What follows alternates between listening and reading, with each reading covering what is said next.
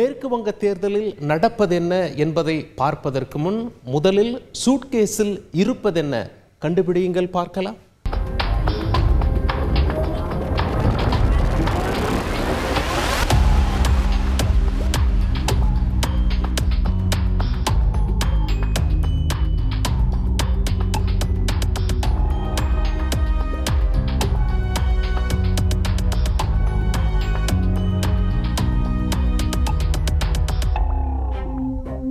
சூட்கேஸில் இருப்பது யார் தெரியுமா? வங்காளதேச, அதாவது பங்களாதேஷினுடைய எம்பி அன்வாருல் அசீம்.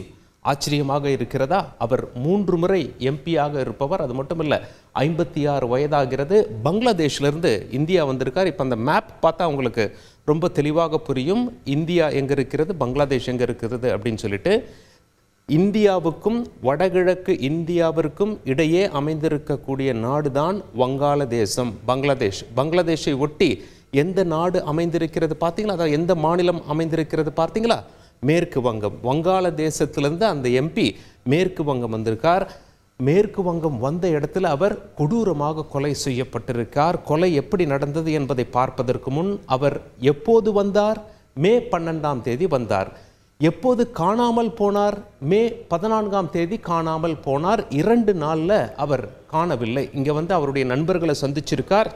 தங்கத்தில் அவர் வியாபாரம் செய்வதும் தெரிய வந்திருப்பதாக தகவல்கள் கசிகின்றன. சரி, கடைசியாக தென்பட்டது எப்போது அப்படின்னு சொல்லி பார்க்கும் பொழுது மே 14ஆம் தேதி தான். அதற்குரிய அந்த சிசிடிவி ஃபுட்டேஜ் தான் நீங்கள் பார்த்தீங்க. சூட்கேஸில் அவரை தள்ளி கொண்டு போனார்கள். சூட்கேஸில் அடைக்கப்படுவதற்கு முன் என்ன நடந்தது தெரியுமா? அவர் அந்த ஃப்ளாட்டுக்கு போகிறாருங்க. கூட சில பேர் இருக்காங்க, ஒரு பெண்மணியும் இருக்காங்க. அந்த ஃப்ளாட்டுக்குள்ளே போனவுடனே அவரை முதலில் குளோரோஃபார்ம் வைத்து மயங்க செய்து விடுகிறார்கள். அவர் மயங்கிய பிறகு அவரை தோலை உரிக்கிறார்கள், கொலை செய்து.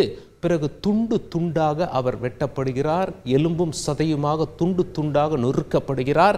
பிளாஸ்டிக் பைகளில் அடைக்கப்படுகிறார். பிறகு ஒரு சூட்கேஸ்லையும், ஏர்போர்ட்டில் அந்த ட்ராலி பேக் என்று அழைப்பாங்க, அது போன்ற ஒரு பையிலையும் அடைத்து கொல்கத்தாவிற்கு வெளியே உள்ள பகுதிகளில், அதாவது அந்த ஃப்ளாட் அமைந்திருக்கக்கூடிய இடத்துலேருந்து சுமார் 20 கிலோமீட்டர் தூரத்தில் ஆங்காங்கே தூவி சென்று விடுகிறார்கள். சரி, துண்டு துண்டாக இவரை வெட்டியது யார் என்ற கேள்விக்கு போலீசார் விடை கண்டுபிடித்து விட்டாங்க. மேற்கு வங்க போலீஸும் இதில் விசாரணை செய்கிறார்கள். அதே நேரத்தில் பங்களாதேஷ் போலீஸும் விசாரணை செய்கிறார்கள். துண்டு துண்டாக வெட்டியது யார்? வெட்டுவதற்காகவே அவர்கள் பம்பாயிலிருந்து, அதாவது மும்பையிலிருந்து ஒருவரை அழைத்து வந்திருக்கிறார்கள். அவர் மும்பை கறிக்கடையில் வேலை செய்பவர். 2 மாதத்துக்கு முன்னாடியே அவர் கொல்கத்தா வர வச்சுட்டாங்க. அப்போ இவங்களுடைய பிளான் என்ன அப்படின்னா, இவரை துண்டு துண்டாக வெட்ட வேண்டும். புதிதாக யாராவது வெட்டினாங்க அப்படின்னா பயந்து விடுவார்கள், சரியாக செய்ய மாட்டார்கள். கறிக்கடையில் வேலை செய்த ஒருவரை வைத்து இதை முடித்து விடலாம் என்ற நோக்கத்தோடு அவர்கள் மும்பையிலிருந்து கறிக்கடையில் வேலை செய்யும் ஒருவரை அழைத்து வந்திருக்கிறார்கள். அவர் யார்? இந்தியரான்னு கேட்டால் அவரும் இந்தியர் கிடையாது, அவரும் பங்களாதேஷை சேர்ந்தவர் என்பது போலீசார் விசாரணையில் தெரிய வந்தது. சரி, ஹனி ட்ராப் செய்யப்பட்டாரா என்ற ஒரு கேள்வி எழுகிறது. ஹனி ட்ராப் என்று சொல்லும் பொழுதுதான் இந்த பெண்மணி உள்ளே வருகிறார்கள். இந்த பெண்மணியோடு இவர் காணப்பட்டார் என்று சொல்லப்படுகிறது. ஹனி ட்ராப் என்றால் என்ன அப்படின்னு சொல்லி கேட்டிங்கன்னா, ஆணை ஒரு பெண்ணை வைத்து வசீகரம் செய்து அழைத்து வந்து சிக்க வைத்து விடுவது. இதற்கு பேர் தான் ஹனி ட்ராப் என ஆங்கிலத்தில் அழைப்பார்கள். அப்படி ஏதாவது நடந்திருக்கிறதா என்ற கோணத்திலும் விசாரிக்கப்படுகிறது இந்த வழக்கு. அது மட்டும் இல்லை, இந்த கொலையை அரங்கேற்ற சுமார் 5 கோடி ரூபாய் செலவு செய்யப்பட்டதாக தகவல்கள் கசிந்ததால் இன்னும் பேரதிர்ச்சி நடந்திருக்கிறது. இவர் வங்காளதேசத்து எம்பி.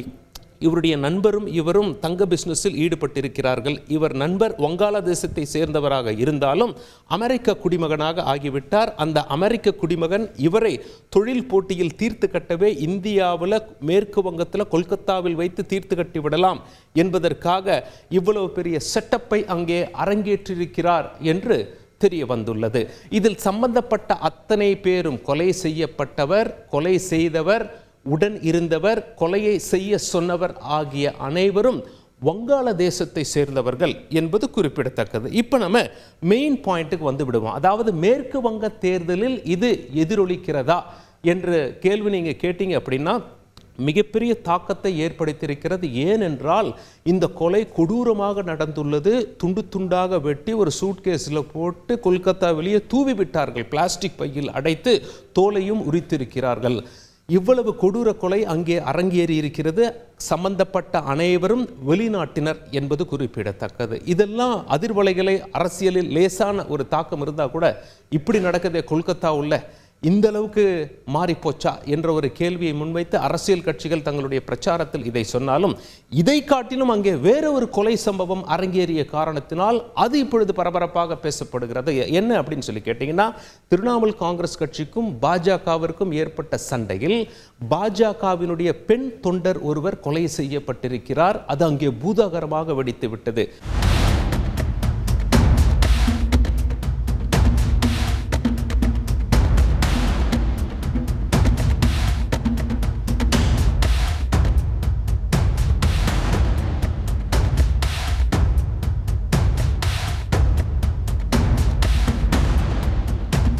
கட்சி சம்பந்தப்பட்ட கொலை என்பதால் அது பூதாகரமாக வெடித்து விட்டது. சரி, கடைசி கட்ட வாக்குப்பதிவிற்கு முன் மிரட்ட வரும் புயல், அதாவது புயல் ஒன்று வங்கக்கடலில் உருவாகி கொண்டிருக்கிறது. அது வங்கக்கடலில் மெல்ல மெல்ல நகர்ந்து மேற்கு வங்கம் பங்களாதேஷை நோக்கி செல்கிறது. அதனால் இந்த தேர்தல் நடந்து கொண்டிருக்கும் அதே சமயத்தில், இன்னும் துல்லியமாக சொல்லணும் அப்படின்னா மே 26 அது எங்கே கரையை கடக்கிறது என்றால் மேற்கு வங்கத்தில் கரையை கடக்கிறது. அந்த புயலை மேற்கு வங்க அரசு எவ்வாறு கையாளவிருக்கிறார்கள், நிவாரண உதவிகள் எவ்வாறு செய்து தரவிருக்கிறார்கள், புயலின் சேதத்தை எவ்வளவு லாபகமாக கையாளவிருக்கிறார்கள் என்பதை பொறுத்து கடைசி கட்ட வாக்குப்பதிவில் மக்களுடைய மனநிலை மாறலாம். ஜூன் 1 என்றும் பேசப்படுகிறது.